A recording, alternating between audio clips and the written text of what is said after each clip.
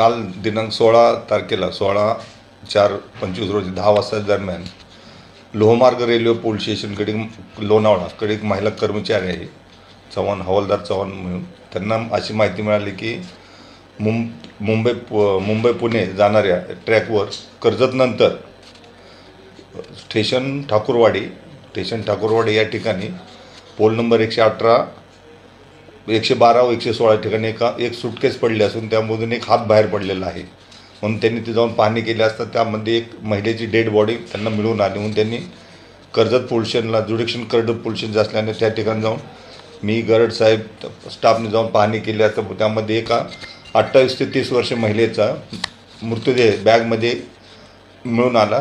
हातपाय बांधलेले होते तर चेहरा झाकलेला होता. त्यामध्ये गळा रशीने नायलॉन रशीने हे ट्रँग्युलेशन होतं म्हणजे फाशी गळा दाबलेला होता पण त्याचा खून केलेला होता. ते डेड बॉडी मिळून आले. त्याच्या अनुषंगाने कर्जत पोलीस स्टेशनला गुन्हा दाखल करण्यात आलेला आहे 103(1) प्रमाणे आणि गुन्ह्याचा तपास चालू आहे.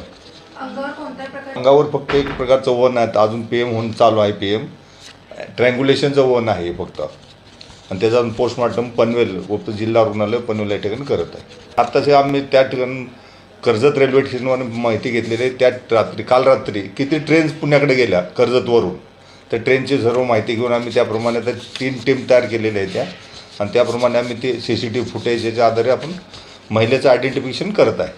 आतापर्यंत आम्हाला प्राप्त झाले पण Byculla police station Sinhagad police station Pune इथून विचारणा झालेल्या आहेत कारण त्यांच्याकडे मिसिंग दाखल आहेत.